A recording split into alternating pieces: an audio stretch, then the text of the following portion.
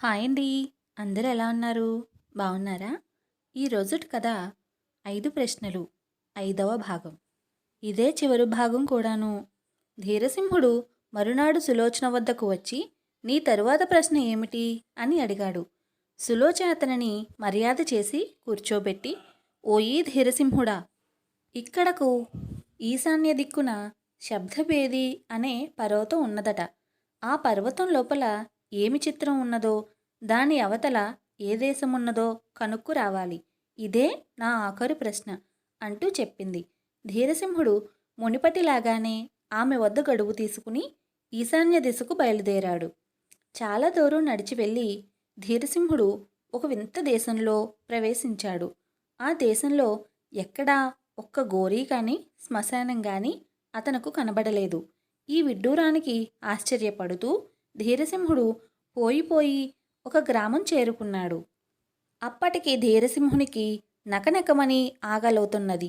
ఏమి చెయ్యటమా అని ఆలోచిస్తూ ఉండగా ఎదుటింటిలో నుంచి ఒక గృహస్థు యువతలికి వచ్చి అతనిని కుశల ప్రశ్నలు వేసి ఆదరించి తన ఇంటికి అతిథిగా తీసుకువెళ్ళాడు. వడ్డన జరిగింది. భోజనాలు అవుతూ ఉండగా గృహస్థు ధీరసింహునితో, మీ దేశంలో మీరు ఎన్నో రకాల పదార్థాలు ఆరగించి ఉంటారు, కానీ ఈ పదార్థం మాత్రం రుచి చూసి ఉండరు అంటూ విస్తట్లో ఒక వేపున వేలు పెట్టి చూపాడు. అయితే అది ఏమిటి అని ధీరసింహుడు ఆశ్చర్యంగా ప్రశ్నించాడు. అదే నరమాంసం అని గృహస్థు జవాబు చెప్పే వరకు ధీరసింహుడు, పాపాత్ముల్లారా, ఇటువంటి పనులా మీ దేశంలో చేసేది అని కోపగించి లేచిపోబోయాడు. అప్పుడు గృహస్థు అతన్ని సముదాయిస్తూ, అయ్యా, జబ్బు పడిన వాళ్లను ముసలి వాళ్లను చంపి తినివేయటం మా దేశాచారం. అందువల్లనే మీకు అటువంటి వాళ్ళెవ్వరూ ఇక్కడ కనిపించరు. పోనీ అంతగా మీకిష్టం లేకుంటే ఈ పదార్థం తినడం మానివేయండి అంటూ అతనికి పాలు, పండ్లు, మరికొన్ని శాకాహారాలు తెప్పించి పెట్టాడు. గృహస్థు చెప్పిన ఈ బోగట్టా వినగానే అప్పటికి తెలిసి వచ్చింది ధీరసింహునికి. ఆ దేశంలో ఒక్క శ్మశానం గాని ఒక్క గోరీ గాని ఎందుకు కనిపించలేదో. అక్కడి నుంచి ధీరసింహుడు మళ్లీ కొంత దూరం వెళ్ళగా ఒక పట్టణం తగిలింది. ఆ పట్టణ ప్రజలను శబ్దభేది పర్వతాన్ని గురించి కనుక్కుంటే ఇంకా 10 కోసుల దూరం పోవాలన్నారు. సరేనని తిరుగా బయలుదేరి పోయే వరకు మరొక పట్టణం తగిలింది. అక్కడ కూడా భోగట్టా చేయగా మరొక కోసెడు దూరం పోయి కనుక్కోమన్నారు. అక్కడి నుంచి కొంత దూరం వెళ్ళగా మరొక పట్టణం తగిలింది. ఆ ఊరివారిని అడిగితే ఇంకొక మైలు దూరంలో ఉన్నది ఆ పర్వతం అని చెప్పారు. కొంచెంసేపు ఆ పట్టణంలోనే విశ్రమించి చివరకు ధీరసింహుడు పర్వతం చేరుకున్నాడు. ఆ పర్వతం ఎంతో ఎత్తుగా ఉన్నప్పటికీ అతను ఎలానో శ్రమపడి ఎక్కాడు. ఆ పర్వతం చూడటానికి మామూలు అన్ని పర్వతాలలాగానే ఉన్నది, కానీ విశేషాలేమీ కానరాలేదు. కనీసం చెట్లు మొక్కలు అయినా కనిపించలేదు. పచ్చగడ్డి మాత్రం అంతటా పరుచుకుని ఉన్నది. ఆ పచ్చగడ్డి లేని చోట లోపలి నుంచి ఎర్రటి రాళ్ళు తొంగి చూస్తున్నాయి. వింతలేమైనా కనిపిస్తాయేమోనని చాలాసేపు కనిపెట్టి ఉండి ఏమీ కనపడకపోయేసరికి ప్రాణం విసిగి ధీరసింహుడు పర్వతం మీద నుంచి దిగి వచ్చేశాడు. దిగి వచ్చేశాడే కాని పట్టుదల గల ధీరసింహుడు ఊరుకుంటాడా? ఎంతకాలమైనా సరే అక్కడనే ఆగి ఆ పర్వతం యొక్క పుట్టు పూర్వోత్తరాలు కనుక్కొని గాని పోకూడదని నిశ్చయించుకున్నాడు. ఈ నిశ్చయంతో అతను ఆ పట్టణంలోని ఒక సత్రంలో బస చేశాడు. అతని మంచితనం వల్ల అక్కడి వారందరూ స్నేహితులైనారు. అందులోనూ ముఖ్యంగా వీరవర్మ అనే యువకుడు ధీరసింహునికి ప్రాణ స్నేహితుడైనాడు. వారిద్దరూ ఒకరినొకరు విడిచి ఒక్క క్షణమైనా ఉండలేకపోయేవారు. ఈ విధంగా కొన్నాళ్ళు గడిచినాయి. ఒక రోజున వీరవర్మ ధీరసింహుడు కలిసి ఆ పట్టణపు బజారులో తిరుగుతూ ఉండగా చీకటి పడిపోయింది. కానీ కలకల్లాడుతూ దీపాలుండటం చేత బజారంతా దేదీప్యమానంగా వెలిగిపోతున్నది. స్నేహితులిద్దరూ సరదాగా కబుర్లు చెప్పుకుంటూ బజారు వెంబడి పచార్లు చేస్తూ ఉండేటంతలో శబ్దభేది పర్వతం ఉండే దిక్కు నుంచి రా రా శీఘ్రం రా అనే ఒక పెద్ద కేక వినిపించింది. ఆ కేక మానవుల కంఠస్వరంలాగా కాక పర్వతంలో నుంచి బయలుదేరిన మేఘ గర్జనలాగా ఉన్నది. తక్షణమే ధీరసింహ వీరవర్ములకు ఎదురుగా తిరుగుతూ ఉన్న గుంపులో నుంచి ఒక మనిషి ఆ కేక వినిపించిన దిక్కుగా వెర్రివాణిలాగా పరిగెత్తజొచ్చాడు. అప్పుడు ఆ మనిషి ముఖం అదోలాగా అయిపోయింది. వాని కళ్ళు ఎక్కడో చూస్తున్నాయి. అతనికి తన శరీరము, బయట ప్రపంచము రెండూ తెలియకుండా పోయినాయి. వాని వెంట ధీరసింహుడు కూడా కొంత దూరం పరిగెత్తాడు. ఇంతలో నలుగురూ కలిసి వానిని ఆపుచేయగా వాడు వెనక్కి తిరిగి వచ్చాడు. తరువాత ధీరసింహుడు వానితో ఇంకెప్పుడూ ఇలా చేయకు అని మందలించి పంపి, స్నేహితుడైన వీరవర్మను ఆ కేక ఏమిటి, ఈ మనిషి ఆ వైపు పరిగెత్తడమేమిటి, దీని రహస్యం వివరించి చెప్పవలసిందని ఆత్రంతో ప్రశ్నించాడు. అప్పుడు వీరవర్మ అతనితో, ఓయి నేస్తం, ఆ కేక ఎందుకు వస్తుందో ఎవరికీ తెలియదు. కానీ అప్పుడప్పుడు ఇటువంటి శబ్దం ఆ పర్వతంలో నుంచి వస్తుందని మాత్రం అందరికీ తెలుసు. ఆ శబ్దం ఎవరినైతే పిలుస్తుందో వాడు ప్రపంచాన్ని మరిచిపోయి పర్వతం వైపు వెర్రిగా పరుగులెత్తుతాడు. అలా పరిగెత్తిపోయిన వాళ్లలో ఒకళ్ళు ఇంతవరకు తిరిగి రాలేదు. వాళ్ళ కోసం దుఃఖించి ప్రయోజనం లేదు. అందుకనే అలా వెళ్ళిపోయిన వాళ్ళను గురించి ఈ పట్టణంలో ఎవరూ విచారించరు అని చెప్పాడు. ధీరసింహుడు నలుదిక్కులా కలియచూశాడు.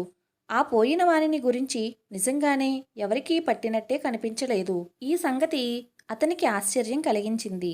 ఆలోచనలో మునిగి అతను తన బసకు తిరిగి వెళ్ళాడు. ఇలా వారం రోజులు గడిచిన తరువాత మళ్ళీ ఒక రోజున వీరవర్మ, ధీరసింహుడు మామూలుగా బజారులో షికారు చేస్తున్నారు. మళ్ళీ ఈ రోజున ముడిపటి మోస్తరుగానే ఆ పర్వతం మీద నుంచి రా రా శీఘ్రం రా అనే కేక వినిపించింది.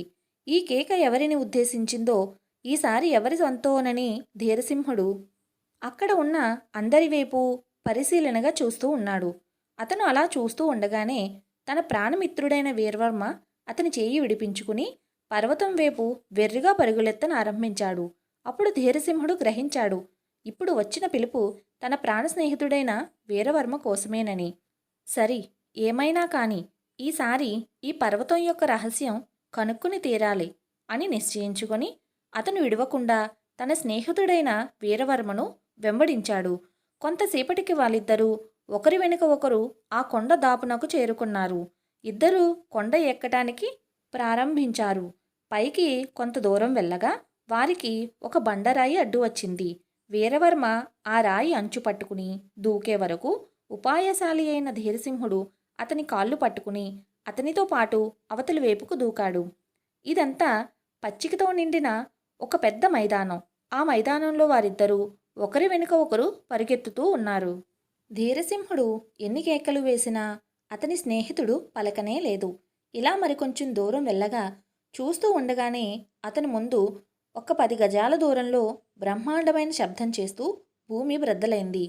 వీరవర్మ దానిలో పడి మాయమైనాడు. వెంటనే భూమి ఎప్పటిలాగా మూసుకుపోయింది. చూస్తే భూమి బ్రద్దలైన ఆనవాలు ఏమీ కనపడక పచ్చికతో మామూలుగానే కప్పబడి ఉన్నది.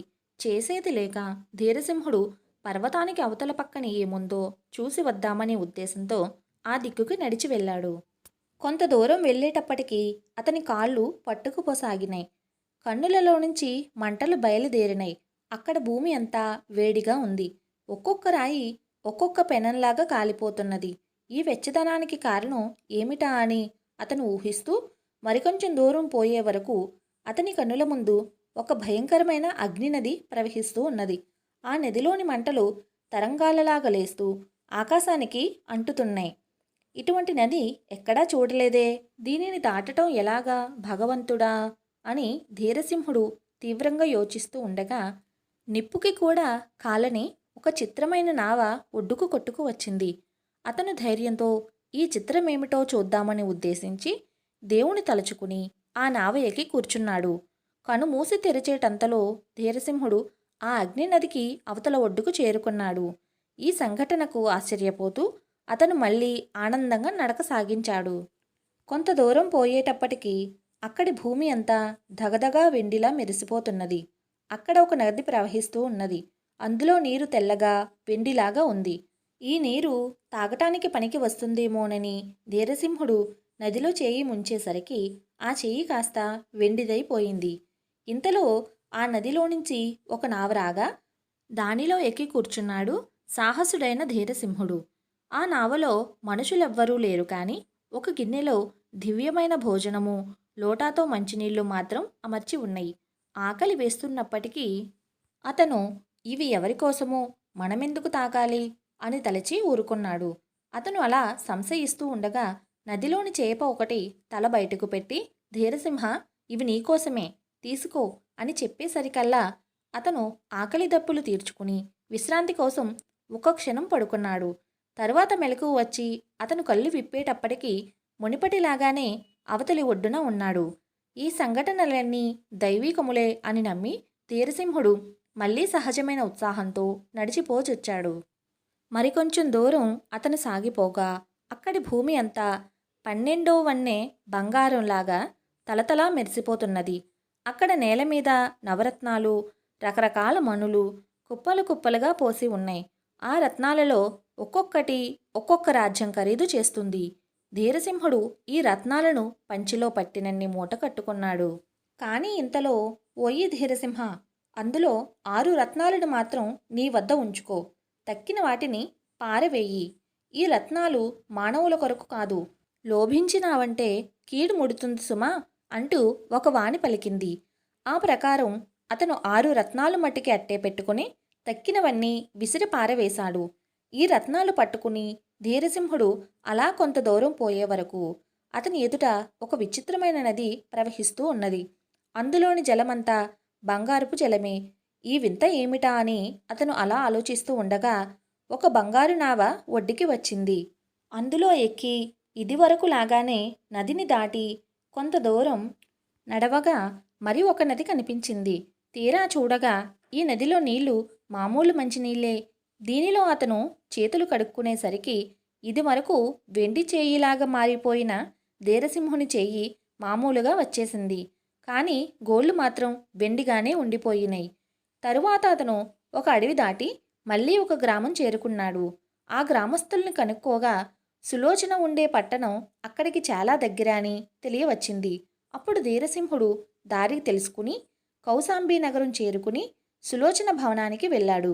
ధీరసింహుడు వచ్చిన సంగతి తెలియగానే సులోచన అతన్ని ఆదరించి కూర్చోబెట్టింది. అతను శబ్దభేదీ పర్వతాన్ని గురించి తాను తెలుసుకువచ్చిన వివరాలన్నీ విప్పి చెప్పాడు. ఆ పర్వతం అవతల ఏమి ఉన్నదో, తాను ఏమేమి వింతలు విడ్డూరాలు చూశాడో అవన్నీ వెల్లడించాడు. నిదర్శనంగా అతను చేతపట్టుకు వచ్చిన 6 రత్నాలు ఆమెకు చూపించాడు. వెండి నదిలో తన చేయి ముంచగా వెండివిగా మారిపోయిన చేతి గోళ్లు కూడా చూపించాడు. ఇవన్నీ చూసి ధీరసింహ, నీ మాటలన్నీ అక్షరాలా నిజం. నేను నిన్ను పూర్తిగా నమ్మాను. నీ ప్రజ్ఞలకు సంతోషించాను. నీవు నిజంగా అసాధ్యుడవే కనుకనే నా అసాధ్యమైన ప్రశ్నలకు జవాబు చెప్పగలిగావు. ఈ లోకంలో నిన్ను మించిన సాహసుడు, గుణవంతుడు, యుక్తిపరుడు మరొకడు లేడు అంటూ అతనిని మెచ్చుకున్నది సులోచన. తరువాత ఊరి పెద్దల ఏర్పాటు ప్రకారం సులోచన ధీరసింహులకు వివాహమై హాయిగా ఉన్నారు. ఇంతటితో 5 ప్రశ్నలు కథ సమాప్తం. మరొక మంచి కథతో మళ్ళీ కలుసుకుందాం.